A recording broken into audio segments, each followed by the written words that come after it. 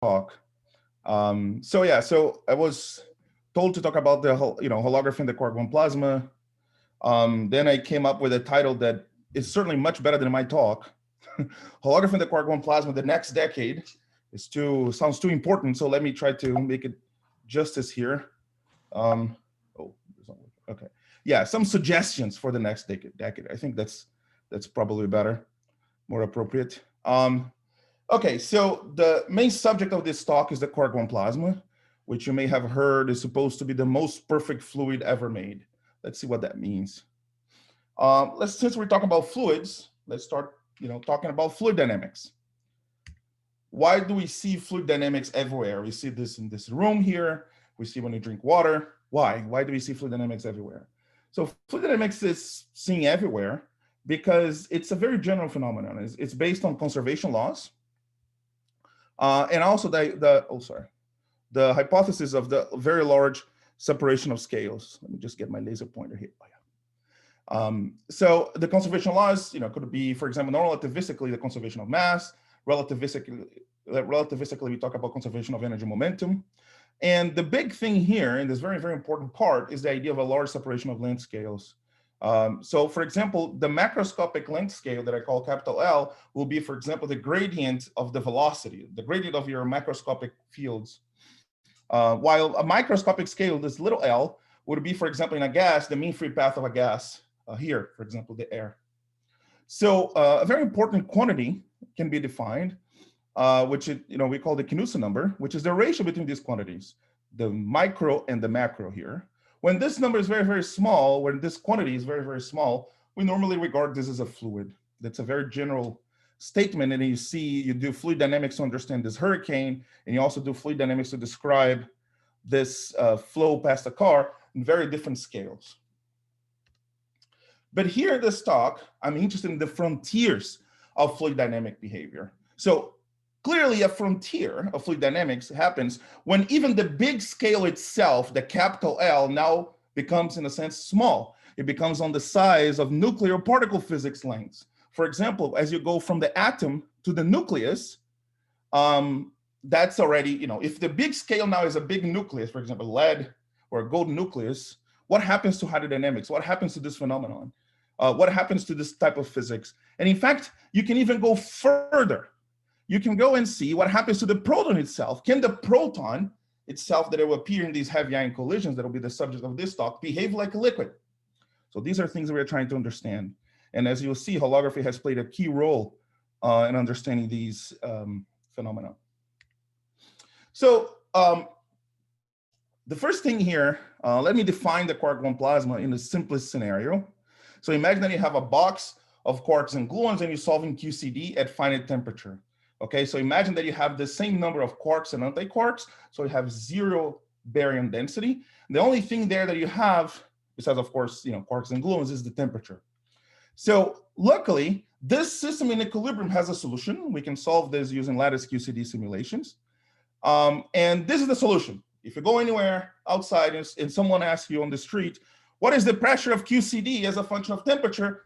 There you go. This is the solution after basically 30 years of lattice calculations, that we know what happens. So this is the pressure divided by the temperature as a function of the temperature. So for example, here, it will be the pion mass. The proton mass is 1 GeV, is much larger here. But as you see, the pressure divided by T to the fourth, this dimensionless quantity, is not a constant. So the system is highly non-conformal. That's what QCD is. We expect here to be like a perturbative gas of quarks and gluons, while here is dominated by hadrons. And here in between, we don't know what it is. And this is where holography can be very, very useful, as we believe that here you cannot even really talk about quasi-particles in this system. Great, but that's the answer. And that's what happens in equilibrium. What about out of equilibrium? How do you understand, even experimentally, the out of equilibrium properties of QCD? So this was actually suggested in a very interesting paper by T. Daly in 1975, that now we only sort of remember the last phrase of the last section. And basically what was said there is the following. So in order to understand how the QCD vacuum melts, how we go from zero temperature to finite temperature, we must do something that is different than particle physics. Particle physics puts a lot of energy in a very small part of space-time, while here, that basically created the idea of heavy ion collisions, you put a lot of energy in a standard area, for example, the size of nuclei, and then you see how this energy flows in space-time. So basically the point now is that you can melt this QCD vacuum and then go from here, as you can see some lattice simulations here, to this is what is seen in detectors. That'll be QCD at finite temperature. Okay, and of course this process involves non-equilibrium phenomena, and this is how we do it. This is the way to study non-equilibrium hot QCD phenomena in the laboratory. These are heavy ion collisions. So what you do, you accelerate it either at CERN, the LHC at CERN, or RIC in New York. You accelerate your nuclei. They look like pancakes like this because they're coming at very, very high velocities, like nearly the speed of light. So they collide. They form something that is complicated and certainly out of equilibrium. And then at some point, the temperature there, so after this collision, temperature is so large that the original nucleons that were here are, in a sense, melted into quarks and gluons, and that there is this Quark-Gluon Plasma phase. Okay, but see that it's very different than it happens in a sense on the lattice, right? In the lattice, everything's in equilibrium. There's an Euclidean calculation. Here, in real life, there's a real-time phenomenon, and this thing is produced and it starts to expand like crazy. As it expands, the temperature goes down, and eventually goes back to the hadrons that you had before. And you have actually a bunch of other hadrons that were never really present here in the original nuclei, and that's how you measure. And the overall message is that this Quark-Gluon plasma, as far as we understand it, and there are many caveats that I would love to discuss with you, is the hottest, so the temperature is much larger. It could be 3 or 4 times the mass of the pion. The densest, so the density is huge in each little cell here. The smallest, remember the size, it's not much larger, in principle, the size of a nucleus, right? So like 10 Fermi, and the most perfect fluid. This is something that is not trivial at all, and I'm gonna talk about that next. Nearly perfect fluidity, it's, I think, the defining property that is an emergent property of QCD that was certainly not clear at all once you look at the QCD Lagrangian and you try to understand QCD in its limit that is the clearest, which is a perturbative regime. So the overall result of these experiments through more than a decade, using calculations with simulations, doing models and comparing to heavy ion data, is that the shear viscosity to entropy density ratio varies, but it's a very, very small number of the size of a magical 1 over 4 pi that we're going to talk about next.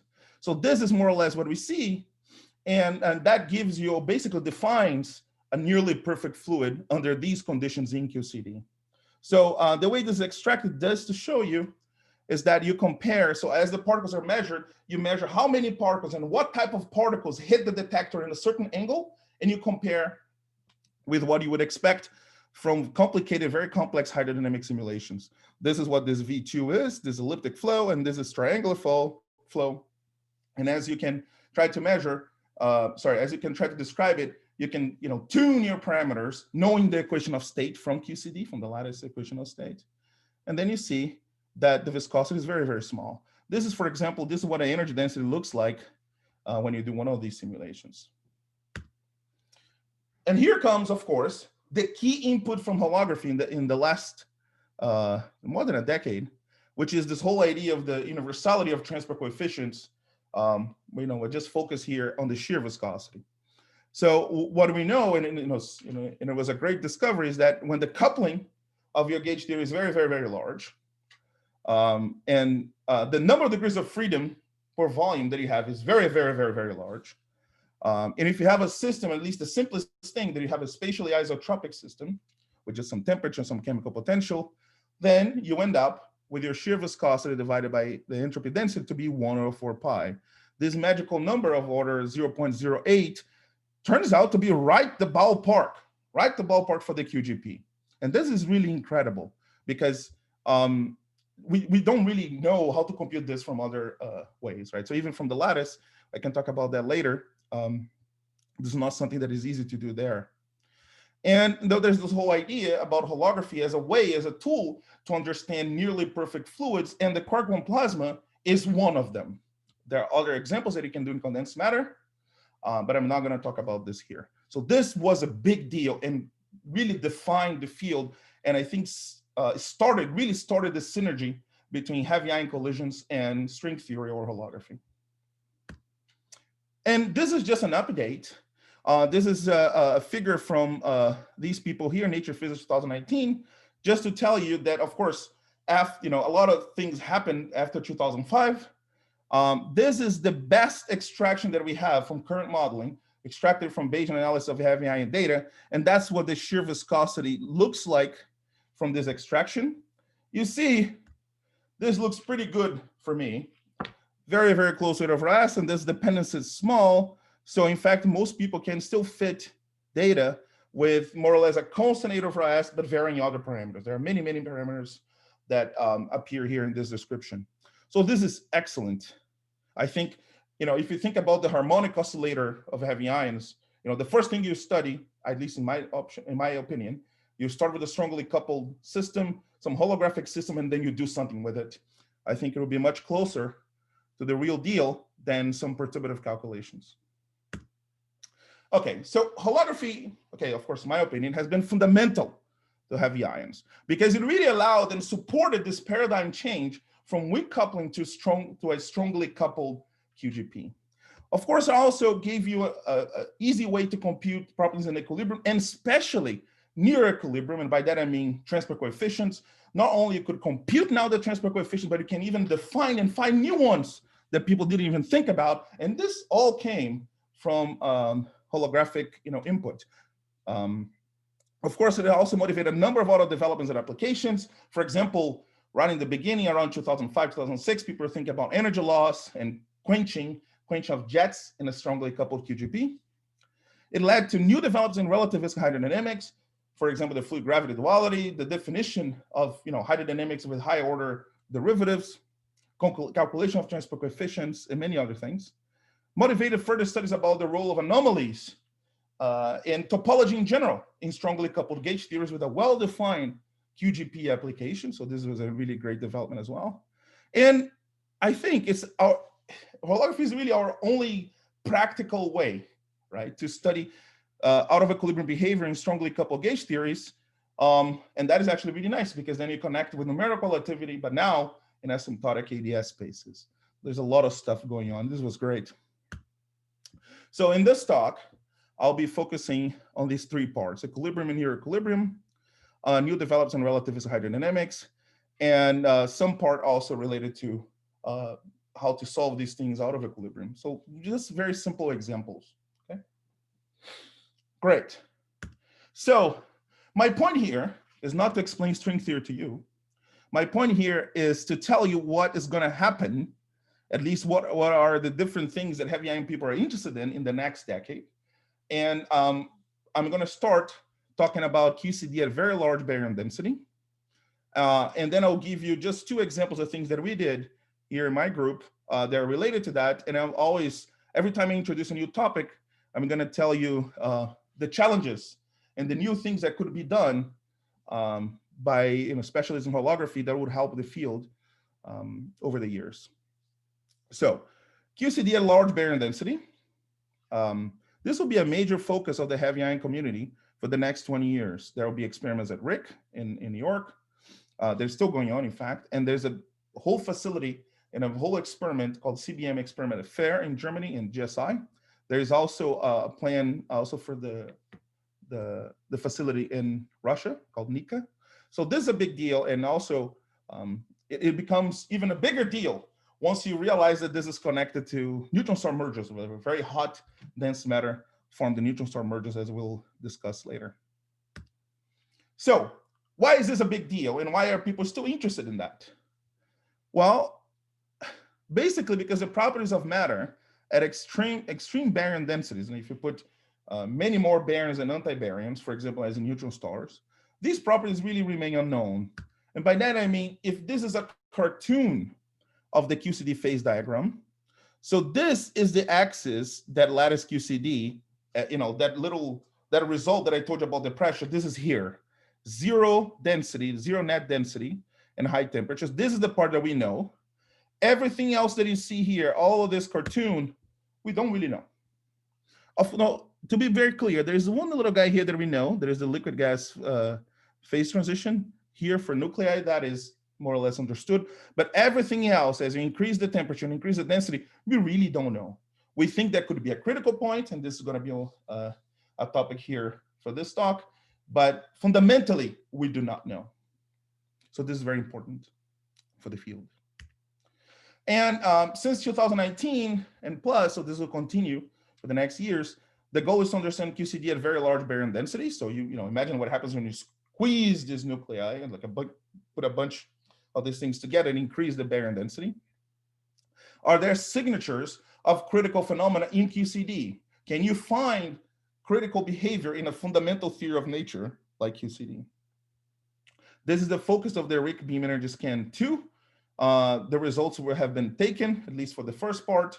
We look forward to this, and we'll probably see some of these results next year. But the idea here, just like when you have an ordinary fluid, where you could have a critical point, so you see there is a line of first order phase transitions between liquid and a gas here. But if you have a critical point where, at that point you have a second order transition, this was understood 200 years ago, that you can go around. You can go from liquid to a gas without encountering this first order line.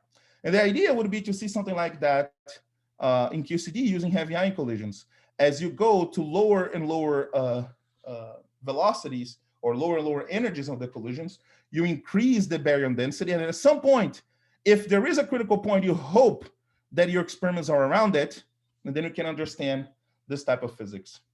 The universality class, the static universality class of this is understood. It's supposed to be the Ising, the 3D Ising universality class, so this is a standard thing. So I can talk about more of that later. But again, nobody knows this. And there's another axis that I think, or another point that I think is very important, and I think holography will be very important here in the next years. This is what happens in equilibrium, right? So as you know, a phase diagram has points in equilibrium, but this is not what is produced in heavy ions. Heavy ions is a complicated thing. The thing collides and is out of equilibrium. We hope that it gets close to hydrodynamics at some point. So what happens when your system is out of equilibrium? So you could be at temperatures and densities similar to these, the critical point, but if your system is very out of equilibrium, do you actually see critical correlations coming up? How do you model this in real time? So I think these will be important questions that will be relevant for heavy ions, and I think holography can shed some light, as I will discuss here. So of course, all of this is unknown because of the sign problem. So we cannot really do calculations at finite densities using Lattice QCD is the sign problem. And also for out of equilibrium, it's basically a sign problem as well. So the fundamental first principle calculations are not going to be done anytime soon. So we need new things, we need new models, we need new ways to understand that kind of physics. And of course, the same sort of reasoning happens as you go to condensed matter as well.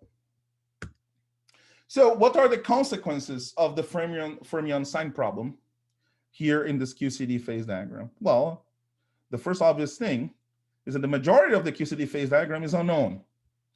The equation of state of QCD matter at the core of compact stars, as you go to densities larger than nuclear saturation density, this equation of state is fundamentally unknown. We don't know that. Also, we don't even know if there is really a high T critical point. We don't know if there is this critical point here. So of course, if you see the pressure is not going to be really an analytical function of the chemical potential, right? That's not what it is. There could be some poles, but if you think about in the complex plane, like real chemical potential here and imaginary chemical potential, if you don't really have a pole on the real axis, you have a singularity, but you really don't have the critical point. What happens? We don't know.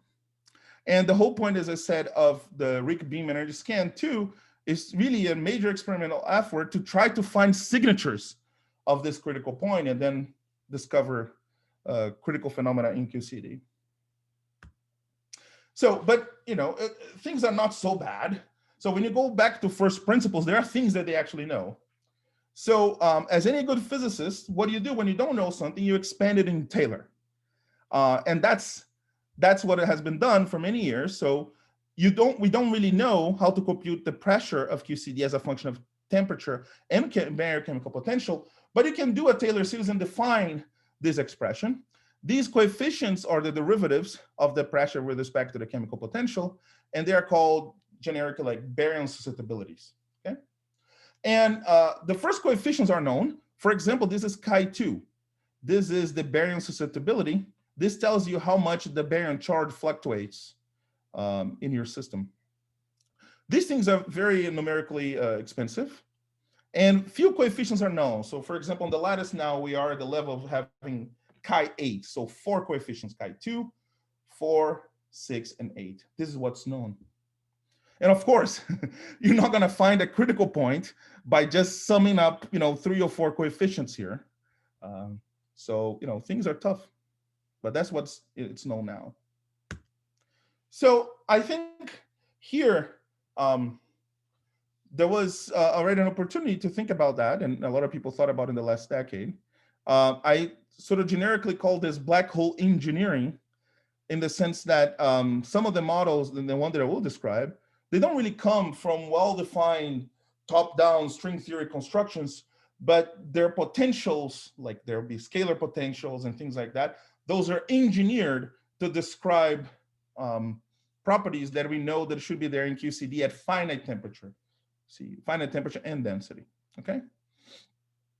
So for example, one model that I like very much is inspired really by these ideas,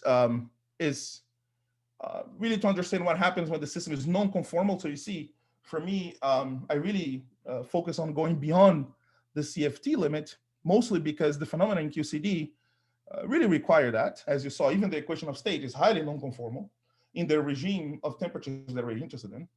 So this is like the simplest thing that you can write to describe a non-conformal system in equilibrium.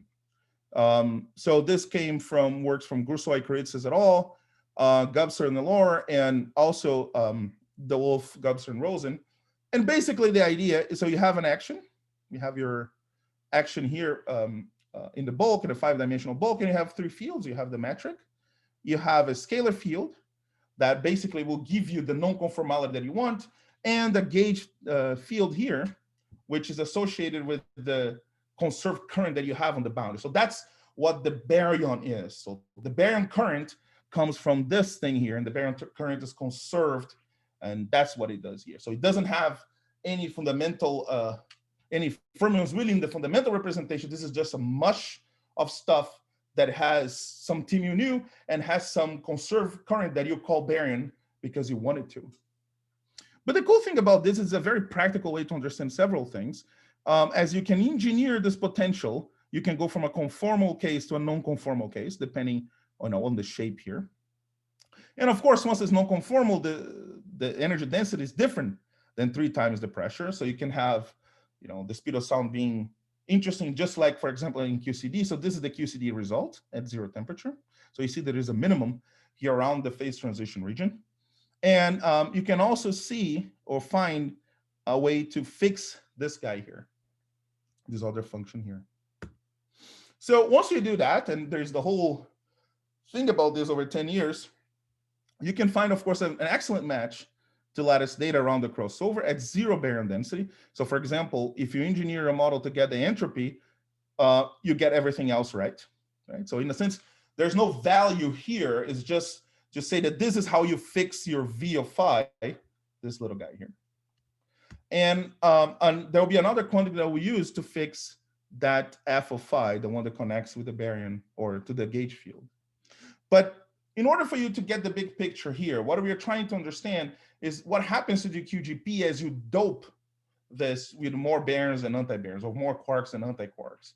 So this is another QCD phase diagram with more information. So here you have the temperature and the chemical potential.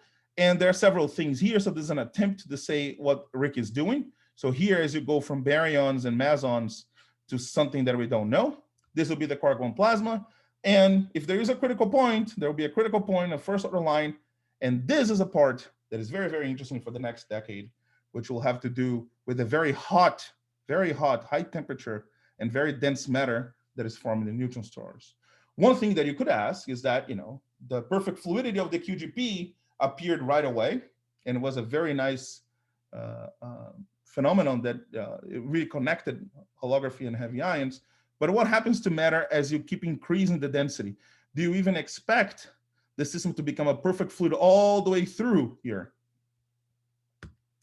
So how do you fix this other function? At least what we did, this very simple model, we use, and this is was done originally by Gabster and collaborators.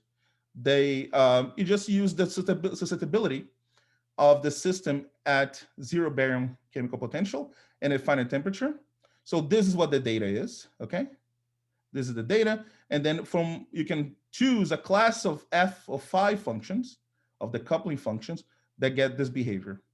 Then you're done. Then you're not allowed to do anything else. You fix all of your properties of your model at 0 chemical potential, and now you can just close your eyes, press the button, and switch on the chemical potential and see what you get. If this thing has nothing to do with anything, which could very well be, then you would get very weird properties that have nothing to do with what you would expect from QCD. What we see is the following. As you keep increasing the density, so these are curves for this chi2, now here is at 0 chemical potential, but then as you keep increasing the chemical potential, you start seeing some interesting phenomenon here. You see a peak in the susceptibility of the baryons here. And you can do that for the 4th order susceptibility as well, and you can compute all of them. One interesting thing is that we actually computed, so this model is simple, we can compute this. We made predictions for the 6th order susceptibility using this model and the 8th order susceptibility made in this model in 2017. And lo and behold, they were actually confirmed by lattice calculations. So these are lattice calculations in 2018. So whatever is in this, it's certainly not QCD, but somehow it gets some part of it right.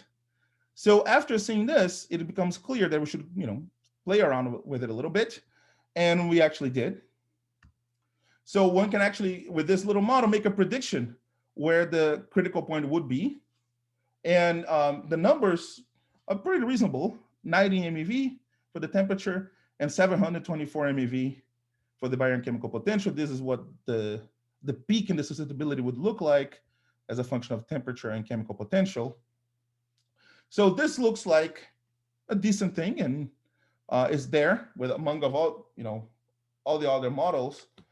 This would put its discovery right there at the low energy range of Rick collisions, and probably, and also at this this could be done also the CBM fair facility, this type of physics, right?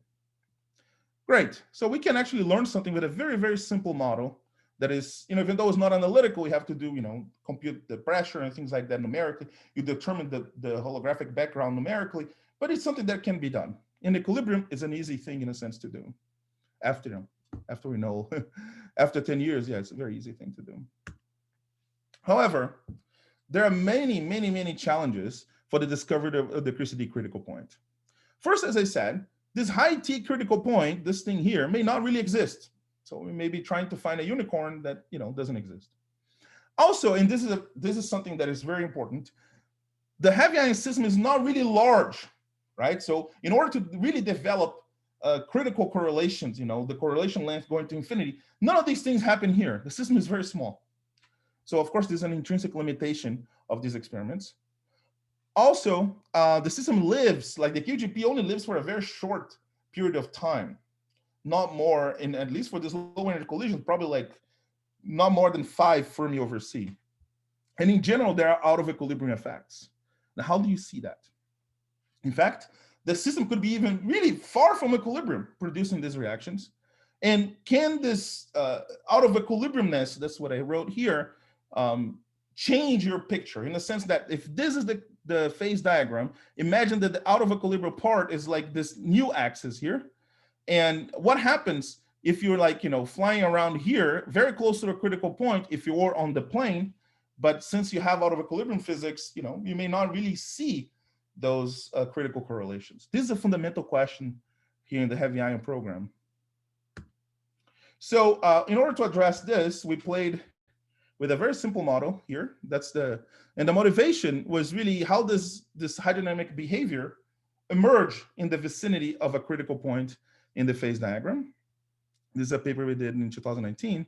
And the simplest scenario that we considered was a Bjorken expanding holographic system. And for the Bjorken expansion, just think about this. This is a system that is expanding at the speed of light in the z direction here, but it's completely uniform and homogeneous in the x, y directions, okay? So the velocity in this case, it's completely fixed by symmetries. And you know, for example, that the velocity, the forward velocity of the system in these coordinates that I present here is just 1, 0, 0, 0. Okay, but the system is expanding very rapidly at the speed of light. So for example, at the boundary, you would have a metric that looks like this. So time and this space-time rapidity here get together to, so instead of expressing t and z, you write in terms of these tau and eta variables. But the good thing about this is simple. Symmetry kills a lot of components. And if you have to compute the energy momentum tensor as a function of this time tau, you can do it, and there are very few components. The system is very, very simple. And this has been studied by many other people in many other different circumstances. Our goal here is just to make one single point about what could happen if you are far from equilibrium and you have some critical phenomenon. So what we did, we took the simplest thing that we could find. The simplest thing, turned out, at least for us at the time, the simplest thing that we could find was this top-down holographic model, which is just some modification of n equals 4 superhang mills. And the point here is just the following. So you have the same structure, and it was good for us because we were playing with this sort of models. But so here now the potentials are not arbitrary. They have a well-defined form. So this is what the scalar potential is. And this is the coupling between the gauge field and the scalar. So this is a well-defined thing. And for a general discussion of this model and generalization, you can see these references. But we took this because it's very, very simple. And in fact, in equilibrium, it's completely analytical. And it's nice because it has a second order phase transition right at this value of the density. So you can solve this system at 0 density, then it looks just like standard n equals 4 superhang mills at finite temperature. But then if you keep increasing the density of this R charge, at some point it develops a second order phase transition. So that's at this point here, and everything is analytical in equilibrium. Of course, out of equilibrium is not analytical. And what we did, we started to solve this out of equilibrium. And it's basically a standard procedure to solve holographic Bjorken flow that by now is well understood. So we use, for example, this simple, this general ansatz for the metric. So you have all these functions that you have to solve numerically, this A and sigma and B, the charge, the R charge that comes from here. And this is the scalar field. And we have to solve this numerically. So one can write, at least for this type of problem, it's simple to write a numerical code that solves this. And the beauty of that is that you can solve this for any initial conditions that you want. And in fact, you can solve this even forgetting completely about whether there is equilibrium or not, whether there is hydrodynamics or not. You just set up the initial value problem and you solve it and see what happens as time goes by.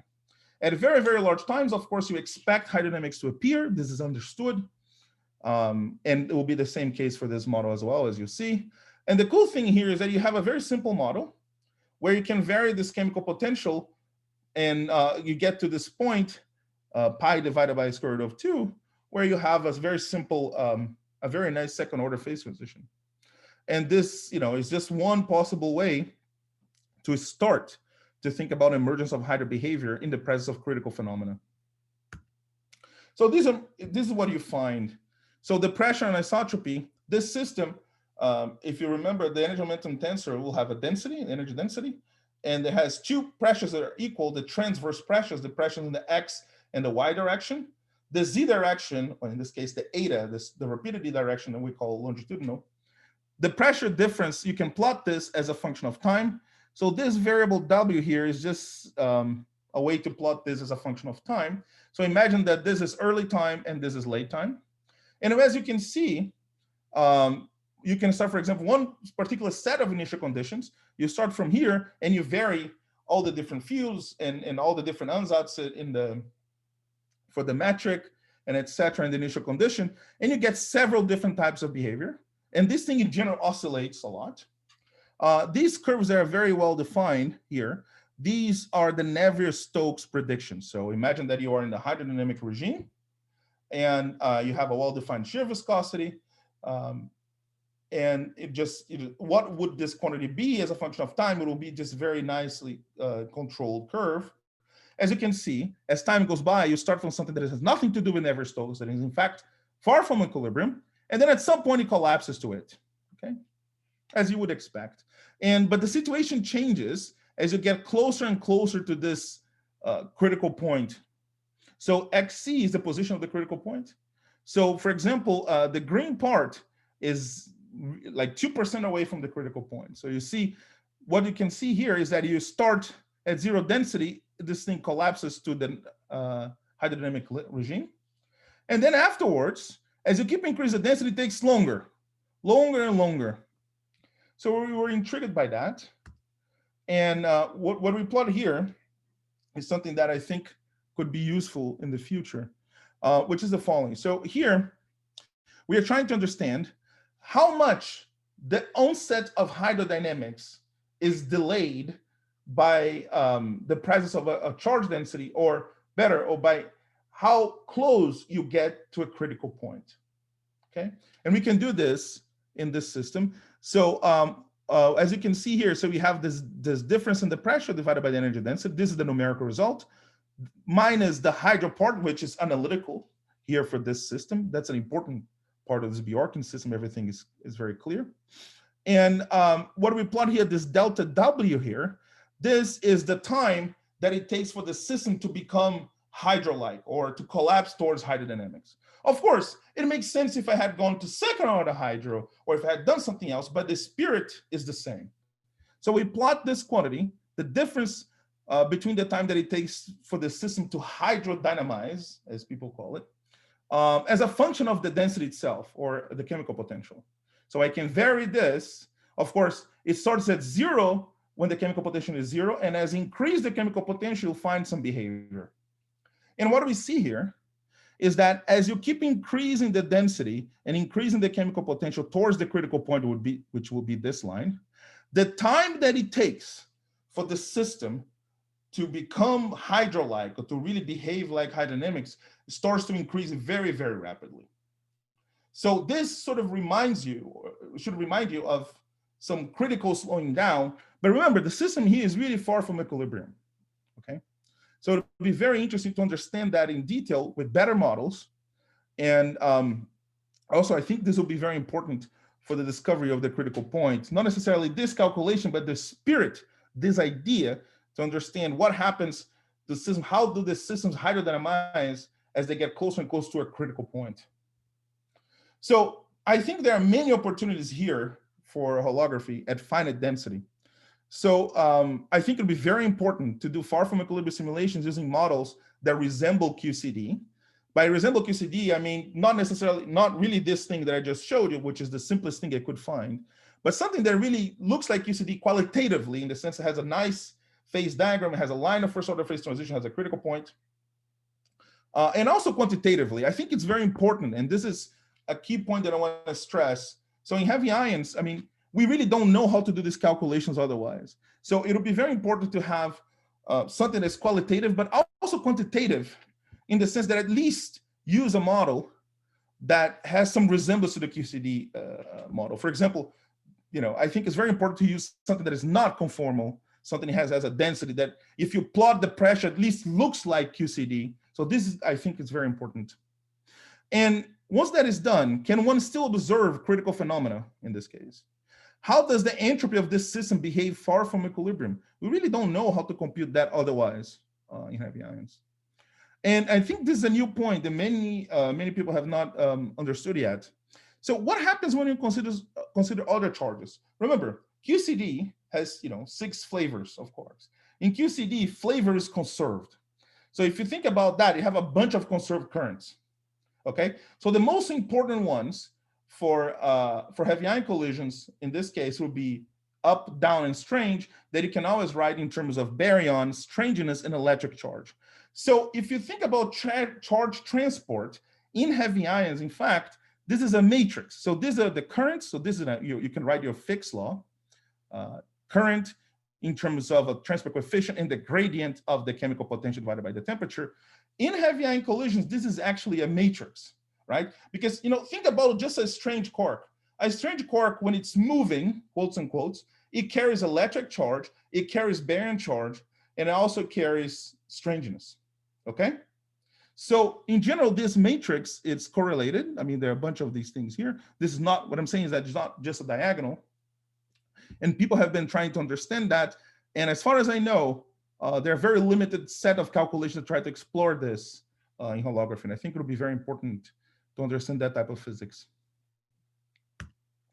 So now let me switch gears a little bit and go to really discuss some of the things that you see everywhere. When you see any talk about from a heavy ion person, you'll see how hydrodynamics works and everything is great. Let me talk about the issues. Let me talk about the challenges, because that's where the progress will come in the next years. Let me talk about the unreasonable effectiveness of hydrodynamics in heavy ion collisions. So you all know how you should describe fluid dynamics and relativity. Now you have your energy momentum tensor. Of course, you have a conservation law. The energy momentum tensor has this structure with the energy density, energy flux, pressure, shear stress, and all these things. And the conservation laws give you already an equation of motion, right, for the fields that you will define here. And the way you define, in general, you do something like this. You define some energy density, a pressure, flow velocity. And here, so this part will be the ideal part.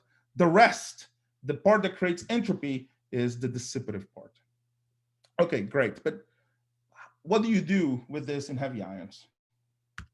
So, and you could just even question like, oh, you made the point to say that the system is very small, the gradients should be large, but why would you even try to use hydrodynamics to describe that system at all? Well, again, it's a matter of scales. In this case, time scales.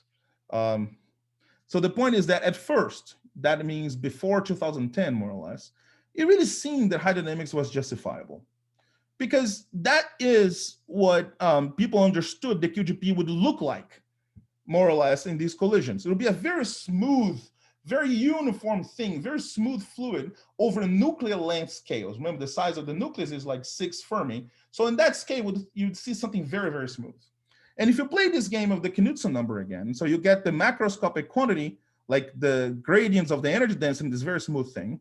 The micro scale would be, for example, 1 over the temperature. So if you get the numbers, you see that the Knudsen number, the ratio between the small and the big scale, it'll be kind of small, like around 0.1. So it seems that it's justifiable to even think about hydrodynamics in this case. Of course, reality is much more complicated. The QGP energy density, as we now understand now, looks much more like this, with many structures. And it's not just the energy density.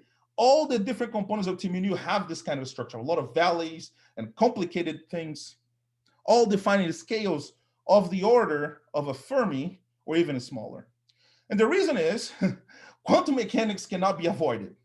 So even though the two nuclei are colliding, there are quantum fluctuations at all scales, at the scales of the nucleons that collide in the nucleus, and even in smaller scales within the nucleons themselves. So quantum mechanics is unavoidable. This has to take into account, and these quantum fluctuations have to appear here. And of course, there are very large gradients at early times. So if you were to estimate what the Knudsen number looks like, it's actually pretty large, get closer to 1 or even above. So there is a little paradox. The Knudsen number is large. It seems that you're outside the regime of validity of any hydrodynamic behavior, but hydro still works in the sense that you use these models, you get some elliptic flow, you get some observables, and everything looks great. Of course, this issue must be understood. And the experimentalists can even go further. Instead of colliding just very big nuclei, they can collide also very small things. For example, a proton with a gold nucleus, you see the size here is much smaller. A full heavy ion would be this guy here. So this is a factor of 2 or more smaller. They can collide deuteron with gold or helium with gold, and you can have several different shapes and flow profiles, and all of this can be measured. So now you shrink your big scale by a factor of 2 or more. Does hydrodynamics still make sense? Well, it seems that it does. So you still make predictions and you agree with the data. So now the big question is, how can you see collective behavior, this fluid-like behavior, even at scales of the size of the proton itself? You see, this is not much larger than a proton. And how does liquid-like behavior emerge from QCD? Just from these little diagrams that we all learn in quantum field theory class. How does it work? So I think there are many opportunities here again. So it'll be very nice throughout the next years to see far from equilibrium simulations of small systems, this system like proton with gold or something like this, but in models that resemble QCD. So especially in this case, a CFT approximation is not okay. The system is very small. There's a competition of length scales. Remember, the QCD equation of state is highly non-conformal. For example, here, bulk viscosity makes a big deal in these systems because the system is very compressed. The temperature is very large. It's kind of explosive.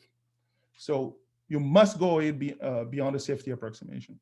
And this, of course, will be the fantastic thing, and which will be, if one could really do event by event, highly inhomogeneous holographic simulations. And by that, I mean, if you can collide, when you have your shockwave collisions, you can collide shock waves, but now with a very intricate structure in your transverse plane, something that looks like this, something that it can be used to mimic features of the data. And of course, and you can do this in several events, right? Because the equations are nonlinear. The yields, the TMU that you find is not the same as the average. You have to take the average after all the different events that you do. It's a very complex thing. It'll be a very complex numerical relativity problem, but I think will be fundamental for the field. There's nothing else one can do to understand this problem in heavy ions, at least in my opinion.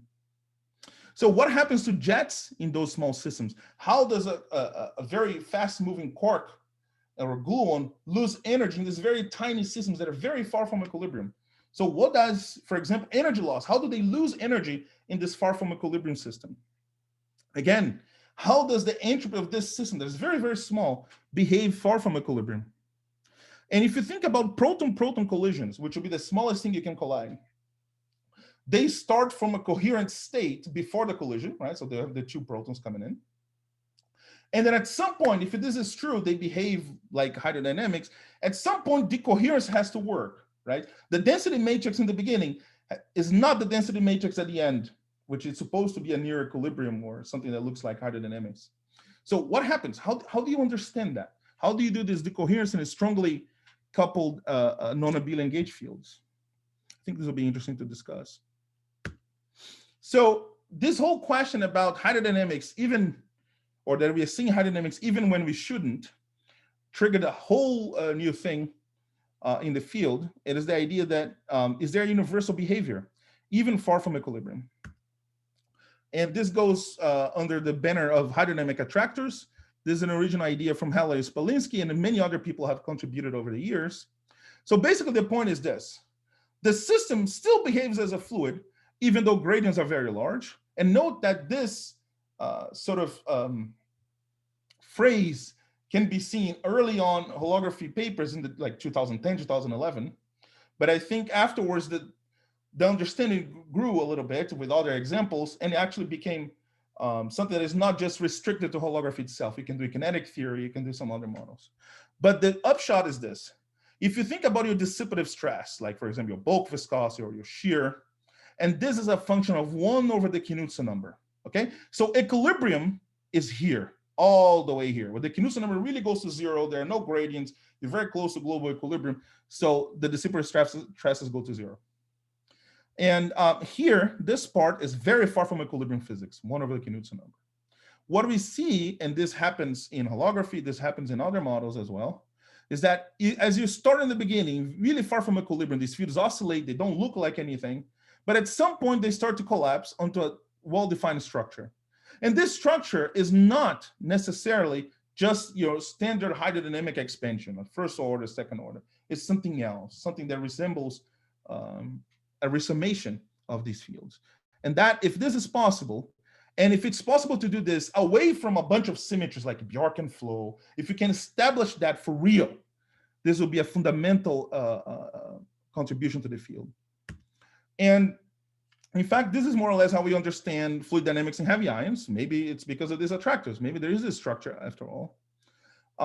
And can we observe these attractors in other systems?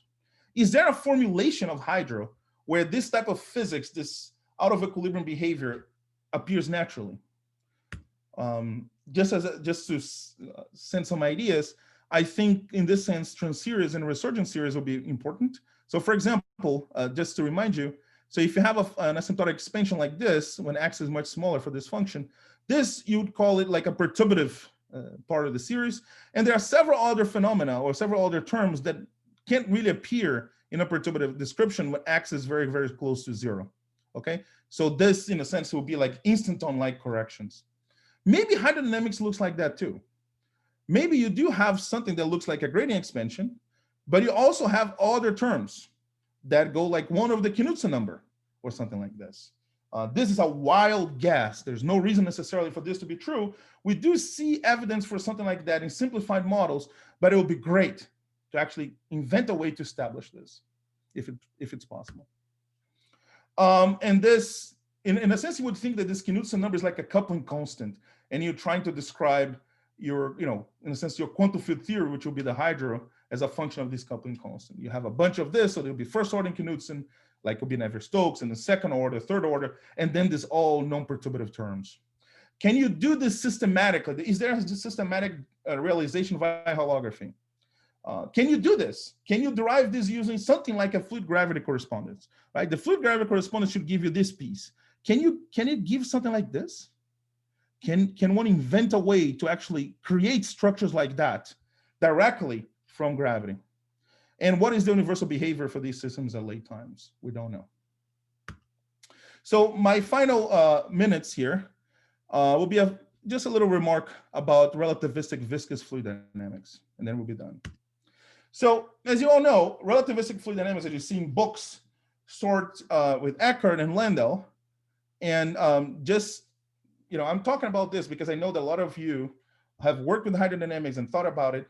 So I think I would like to hear your opinion about this, what I'm going to show next. So normally what you have different channels. You have bulk viscosity, have shear viscosity, have particle diffusion or heat conductivity. This defines 3 transport coefficients. You can show that this has a positive entropy production. If you actually see the equations of motion, you see that there are second order in derivatives. But there are a few things that are interesting here. The energy and the baryon densities associated with this conserved current, they're always in equilibrium. So you always use the equilibrium form of them. And there is 0 energy flux out of equilibrium. So that's the definition of the Landau frame. However, while this looks very reasonable, it simply does not work. This theory violates causality. This is very easy to understand via linearized analysis. It predicts something ridiculous. It predicts that thermodynamic equilibrium is unstable, if you also do that in a linear analysis. And also, it's actually pretty interesting to see that the initial value problem is ill-posed. By that, I mean that if you set up the initial conditions for your temperature, your flow velocity, your chemical potential, you can really prove that the general solution does not exist, or if it exists, is not unique. And this is a fully nonlinear statement, has nothing to do with linearization or nothing, okay? This is something that we're going to discuss in detail in our next paper, but also a similar statement holds for hydrodynamics with quantum anomalies. In that case, it's also ill-posed. And I would welcome questions about that at the end.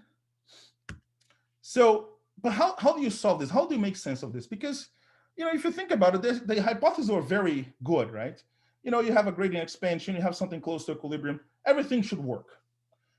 We try to understand this, and this goes now, I guess, by the name generalized first order hydro.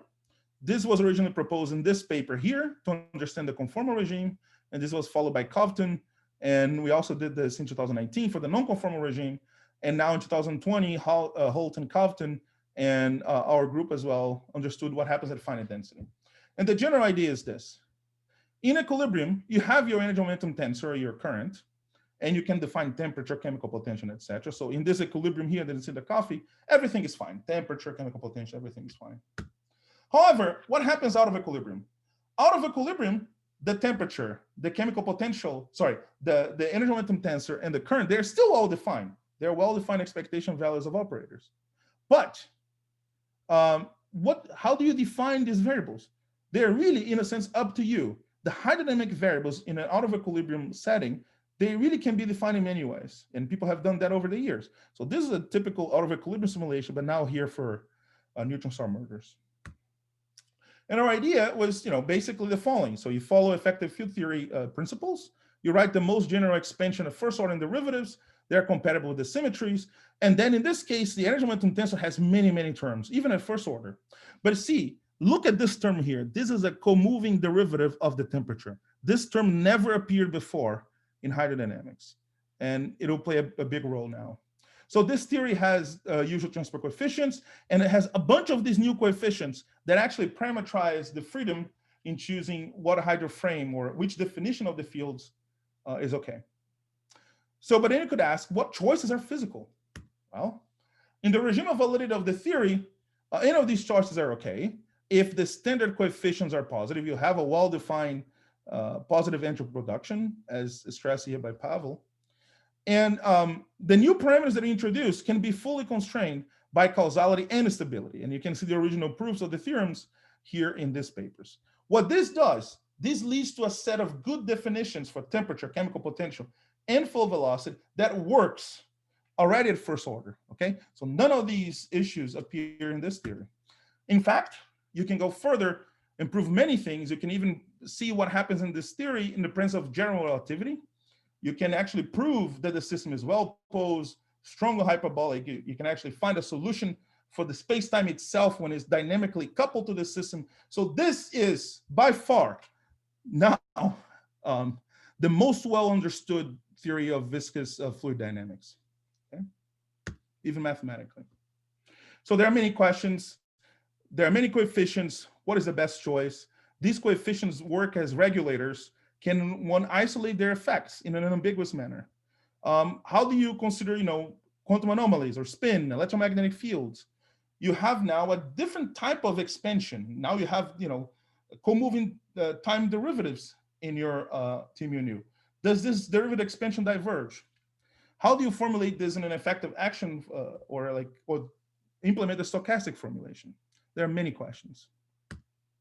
So just to finalize now, I believe this, sort of 15 years since, I guess, 2005, have been really productive for heavy ions, and I think for holography as well. It led to many new insights. So I believe this synergy between holography and heavy ions will continue and will endure. So this is my last slide. So I think the next decade, this synergy will continue. So if you think about it, there are like 3 phases between heavy ions and holography.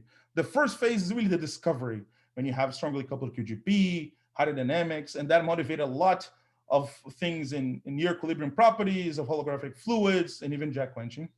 The second phase is more or less around 2010, when now we see this highly homogeneous QGP. We see small systems, and this actually motivated and sort of coincided with the understanding of holography in far from equilibrium. So it's basically the advent of numerical relativity techniques to solve problems that will be interesting for this part of the field. Now the phase 3. Phase 3, there are many experiments. There's the idea of the QCD critical point. There's the connection to neutron star mergers, even in equilibrium and out of equilibrium, and the electron ion collider that I didn't have any time to talk about, but you can ask me later in 2030. No, sorry, you can ask me now, but the collider will basically switch on around 2030. And I think we are now in a phase where we really see or have the potential to understand real-time far from equilibrium dynamics, including critical phenomena, models that are more realistic. And the end, or what will actually happen in this decade, I don't know. As some philosopher or whatever said, it's very hard to make predictions, especially about the future. But I know for sure that this synergy will continue, and I think it'll be very productive. Thank you. Thank you very much, George. for your very, very interesting talk and a great overview. Do we have questions from the audience? I have a question. Yes. Yeah, thanks a lot for the very inspiring talk. You said some things about potential non-perturbative effects in the non-perturbative in the Knudsen number. Well, it's more of a, I guess, a comment that's equally maybe, you know, I don't have anything rigorous to say, but one thing that could maybe be in this category of things is random matrix theory effects. Mm-hmm. So in you know, all these things are happening in a kind of finite volume. So there's a finite, the spectrum of states, of high energy states that are being probed is discrete. And this leads to effects that you can see, you know, kind of subtle effects at very late times that hydrodynamics doesn't really capture, or I'm not really sure how it would capture. Maybe some of these resummation effects recapture this. So there is a kind of breakdown of hydrodynamics at very late times in this sense. And it is, here it's something that's more of a very late time thing, but you know, it is also kind of non-perturbative in the Knudsen number. I wonder if there's maybe a connection, or if it's one of the things that you might want to capture. Yeah, I don't know. I didn't think about that. So I mean, this I'm more or less thinking about what happens at initial times. So yeah, this is a good question. So the point is in the standard procedure, you would naturally wait for all this craziness to stop, and then you would even start thinking about hydrodynamics. Right?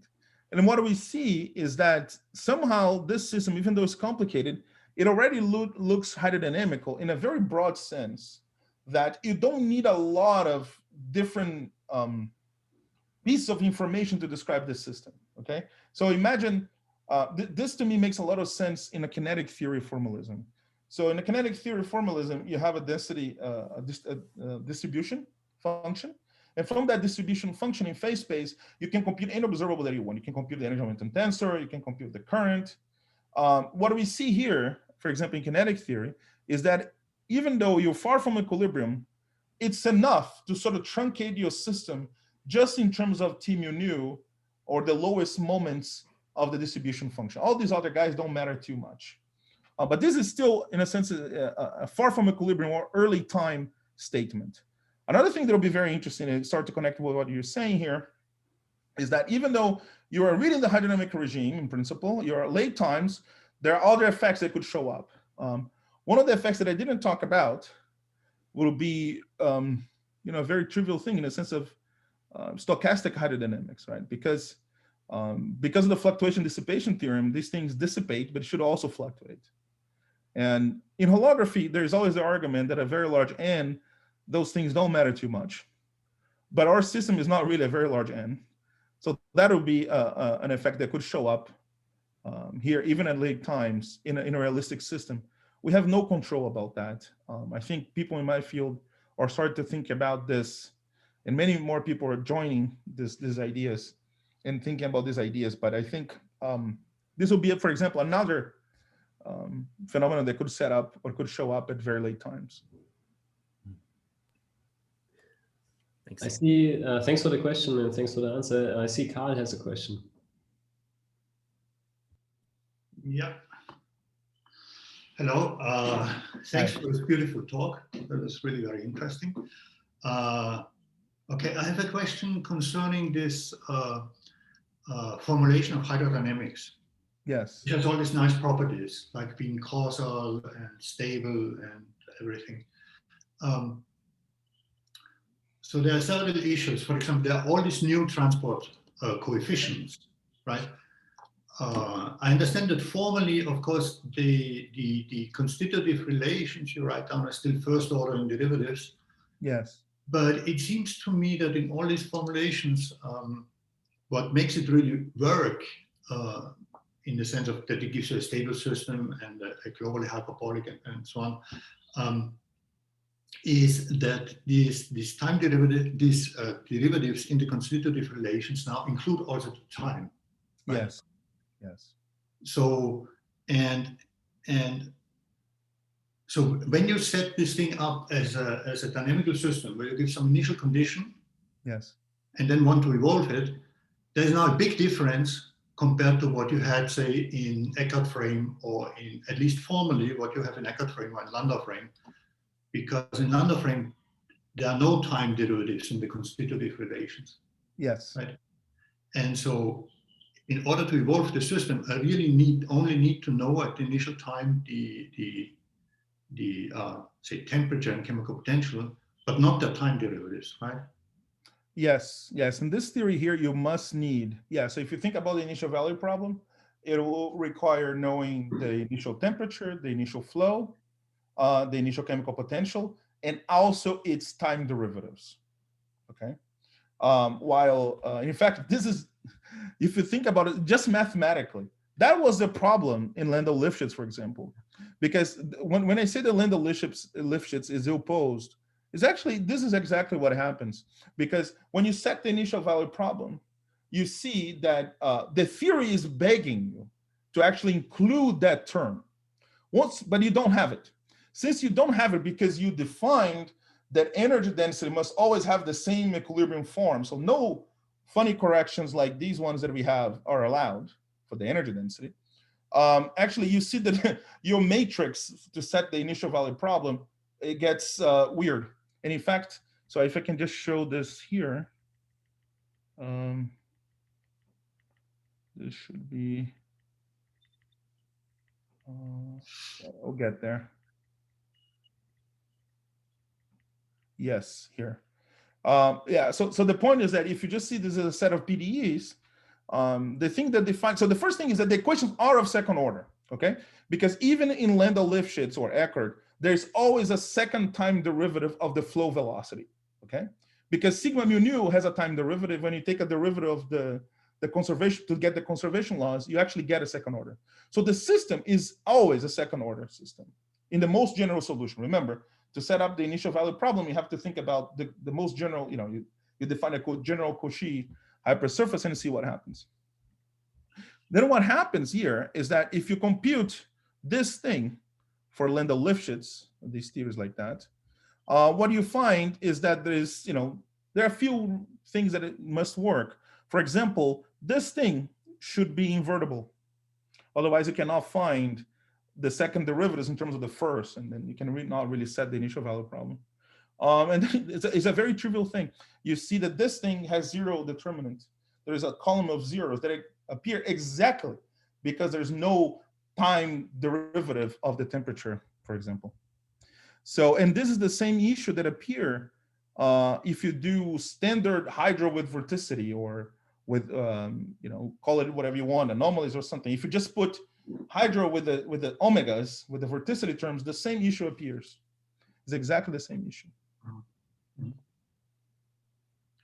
But in the usual formulation, one can write down all these additional coefficients, and usually one always says, well, there are redefinitions of your variables, which are precisely temperature, velocity, chemical potential, and so. Mm-hmm. And imposing equations of motions of lower order, you can eliminate all these coefficients, right? Yeah, but that comes up, for example, I mean, what I want to get to is what is the physical interpretation of these coefficients, right? We know what's the shear viscosity, mm-hmm. and we can calculate it by some Couper formula, right? For these coefficients,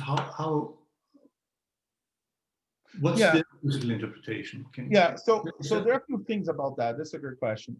So the first thing is that this procedure, or the fact that that you must define what these fields are out of equilibrium, or maybe the fact that there are many more coefficients that you could have, this is always true. It doesn't matter because I'm doing first order. If you were to do Israel-Stewart, for example, coming from kinetics theory, the same issue would appear. People don't see it because they just set the Landau frame or the Eckert frame where certain of these coefficients are zero. But the thing is an inherent structural thing that come when you try to derive hydrodynamics from some microscopic thing. But the interpretation of these are the following. So you see, it's true that you could say, oh, this T dot I can write in terms of theta, this thing here and something else. But once you do that, you're actually changing your initial value problem. That's a mathematical statement. But what you actually also changing, you change the spectrum of non-hydrodynamic modes of your theory. Because one thing that sometimes is not clear is that even the standard Landau-Lifshitz theory actually has non-hydro modes. You don't see it if you linearize it around a static background. If you linearize around any other state, you will see that there are actually other degrees of freedom that are not really like hydrodynamic modes. So this was always there. What these coefficients do, they regularize or they change the properties of these non-hydrodynamic modes. And what we showed is that there is a good range of definitions of these variables, temperature, chemical potential, and flow, where this non-hydrodynamic structure that is always there actually looks like something decent in the sense that you can make predictions. You can't really make predictions in the general predictions using Landau-Lifshitz. So for me, I see them as, in a sense, like UV regulators of the theory. They are there. It seems that, there always has to be there. When you define your theory, you always define some type of regulator. You would hope that the solution would not depend too much on these regulators, or at least you would be able to understand that or how that works. I don't think we understand that yet. Most certainly not in the nonlinear regime where all the Fourier modes interact with themselves. But I think my point is this issue has always been there. It will always be. You always have to define the temperature, chemical potential, the flow out of equilibrium. And the way they seem to work are really like regulators. So for example, in the actual formulation that we proved so many things, like this one that you can see in this cartoon part, the theory is actually pretty simple. You have shear, bulk, and conductivity, and only three of these extra parameters, which I called, I don't know if you can see it, there are three relaxation times. So at the linear level, they really work as relaxation times, regulating the UV behavior. But I mean, that's what I can say at this point. Okay, thank you. Thank you very much. Thank you very much. So if I may add, this is a off-shell formulation of hydro in a sense, right? You're not using the equations of motion, as you said, the lower order equations of motion, as one usually replaces gradients of the fluid velocity with gradients of charges and such. Not at the level of the equations of motion, yeah. So when I solve d mu t mu nu equals 0, I'm solving whatever it's here, right? Because the fact that you even have to, you said that one can relate the theta and then in this thing, right? The t dot. Yeah, right. So you're not using, in that sense, what I mean, you're not using the lower order equations of motion in order to replace time derivatives with gradients or so. Yeah, and in fact, this is why it's, in a sense, it is very hard to derive. I mean, because you see, people started to derive hydrodynamics for 100 years. It started 100 years ago from kinetic theory, right? So you define some kinetic theory and derive hydrodynamics in the relativistic regime. And there are, of course, two well-defined methods for this. The first one is the Chapman-Enskog expansion, which we normally call the gradient expansion. That expansion, the way it's done, you start from the Boltzmann equation, you define something small, and you do a very deterministic procedure. You will never find this term or this term. That procedure can only give you derivatives that are space-like, or better, derivatives that in the local rest frame have no time derivatives, okay? So for example, would be this guy here, like with a projector and stuff like that. That's what the Chapman-Enskog gives you. The other method that was used by Israel Stewart is the moments method. You start with the distribution function and you take moments of the distribution and find the equation of motion for these moments. And that has nothing to do with the gradient expansion. It's a completely different method, but doesn't lead to these equations, because that gives you something like Israel Stewart. They have new variables, time nu, bulk viscosity. They obey different equations of motion. They participate in the initial value problem now. So it's a completely different problem. This thing seems to be a third way. And it was extremely complicated for us to invent this, because it's not that easy to somehow cook up a way to do that. And in our first paper, we had to invent how to do this. And in fact, that's the main key point, is that the conservation laws are, in a sense, done non-perturbatively. And what you do later, you can do approximations for the rest of the degrees of freedom in the kinetic theory. But in that case, we can actually derive these equations. And another thing, I think if you do the standard fluid gravity duality, you should be able to end up with things like this. You should be able to end up with things like this. Of course, you have to see exactly where they come from, but I think this is, the most general structure that you can possibly have. And I would bet that a fluid gravity description, if you do the procedure and keep all the terms, don't throw away stuff, don't throw to zero, don't make, assumptions about Landau frame or Eckert frame or whatever, just, do whatever it is. The formalism should give you this general answer here. That, afterwards we can play with frames and things like this, but I think it should be there also, in a sense, a strong coupling in the sense of fluid gravity. So I think this is the most general way. Yeah, I don't have a great idea how to not pick a frame when you're choosing like a black brain background, but I mean, that's something maybe for later. Okay, but thanks. Yeah, thanks for the answer and the comments. Do we have other questions? Matthias, can I ask a question? Okay. Hi, George. Thank you very much for your interesting talk. I would like to give a comment like this. Is it true to say that if we choose to work with this construction of fluid dynamics, hydrodynamics, then we have to forget about the derivative expansion at the level of equations? At the level of equations? Because it seems, as Matthias said, I think we do not use the zero order equations of motion to simplify the let's say curve epsilon, curve p as we see here. So in this sense, it seems that we are using first order hydrodynamics equations without using zero order equations, and in some sense it is in contrast to using derivative expansion at the level of equations. Yeah, it is certainly different in this sense. I mean, let me establish also some interesting fact here. So for example, if we talk to people that do holography, they're completely fine with calling this first order, or just talking about just the thing they say that you said.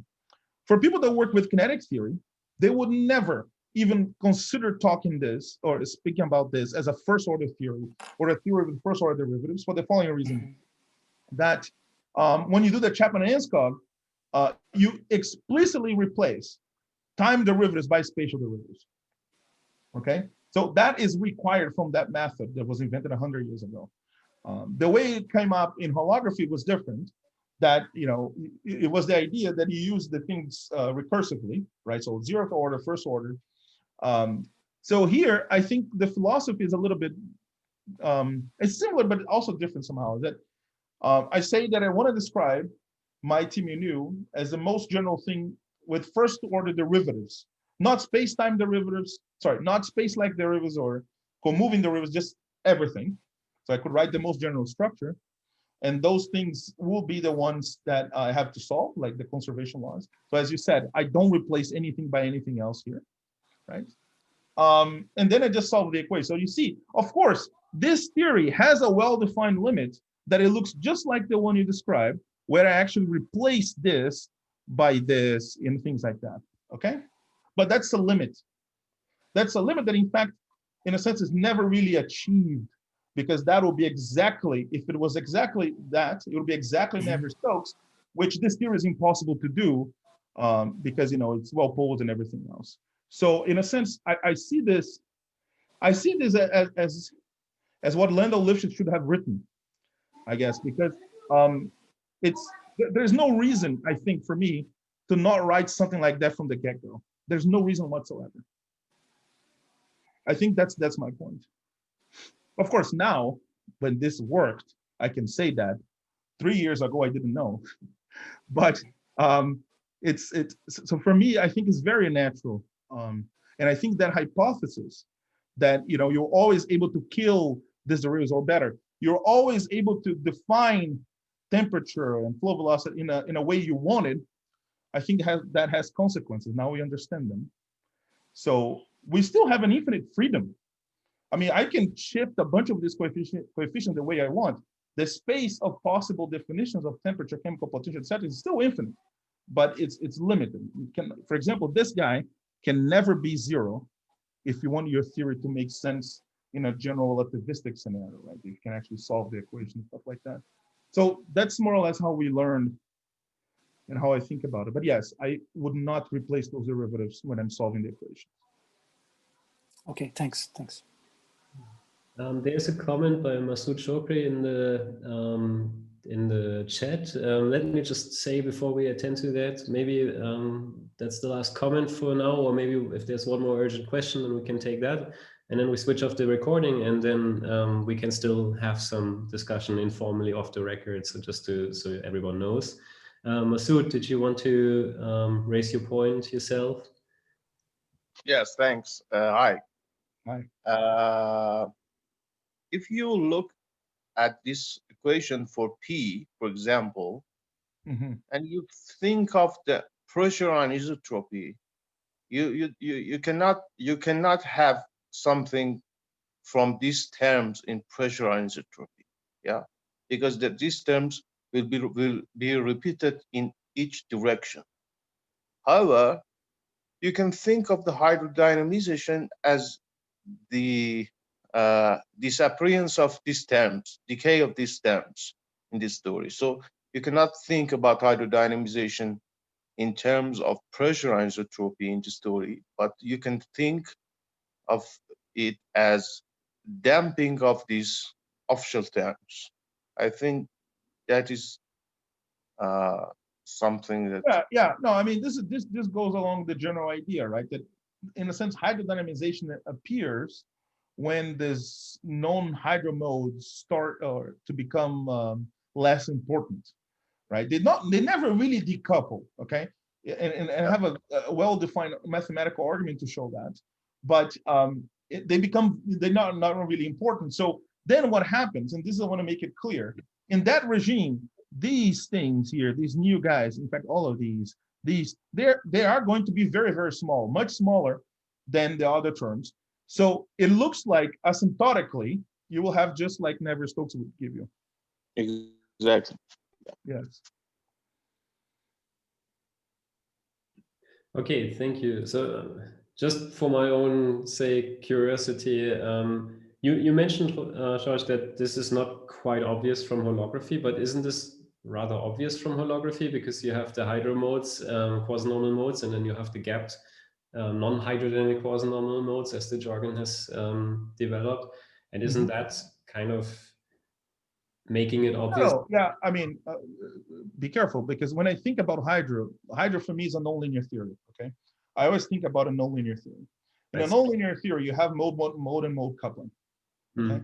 So it's not clear. So linearly, of course, you can see a mode and say, oh, this guy is much smaller than that, you can throw away or something like that. Non-linearly, when you set up a wave packet to start your evolution of your system, you're going to have all of these things coupled together. So it's not very clear to me how this process occurs. I know for sure it should, and I expect that it will occur, but I cannot describe in a really non-linear theory how the non-hydro and the hydro modes couple to each other and how the non-hydro modes disappear. I don't know how to do that. But I can. You can do that in holographic thermalization. I mean, David knows exactly what this is like, right? So David, you made the holographic thermalization analysis in terms of quasi-normal modes, and then also, like, I think other people, I mean, looked at this. But the quasi-normal modes is still a linear behavior, right? Right. But you can show that the quasi-normal, I mean, I think other people have seen this, not me, that your quasi-normal modes superimposed can very well, very early trace the behavior of energy densities or pressure anisotropies from a very, very early time. And I mean, oh yeah, of course. I agree. In fact, at the time, I remember there was a sort of unexpected it wasn't expected how good this was, right? Even at very early times when you expect things to be very nonlinear, this sort of linear superposition of something that is not really a complete set would still work very nicely. No, I totally remember that. And in fact, this brings up a point that is very, very different, is that in hydro, or at least in these theories, the spectrum of quasi-normal modes or the spectrum of non-hydro modes is significantly different than what you have in holography, right? In holography, these things, even at zero momentum, always come in pairs. That's why you get these crazy oscillations. In these theories, that's not the case. So this theory that I wrote here can never describe those oscillations. It will describe something more asymptotic, but it will never describe that. And I don't think there's any truncated hydro-like theory that actually consistently describes even the lowest of these oscillations. Not just putting up quasi-normal modes in a well-defined sort of calculation, but just as a theory itself, something that you have a T mu nu, and then you have a pi mu nu, and the pi mu nu has some equation of motion or something. I don't think this exists yet. We can talk more about that, but I understand your point. Thank you. No, thanks for the answer. Okay, since I claimed another question, is there any other question from the audience? That we can also switch off the record now, and then so first let's thank George again. Thank you very much, and stop the recording.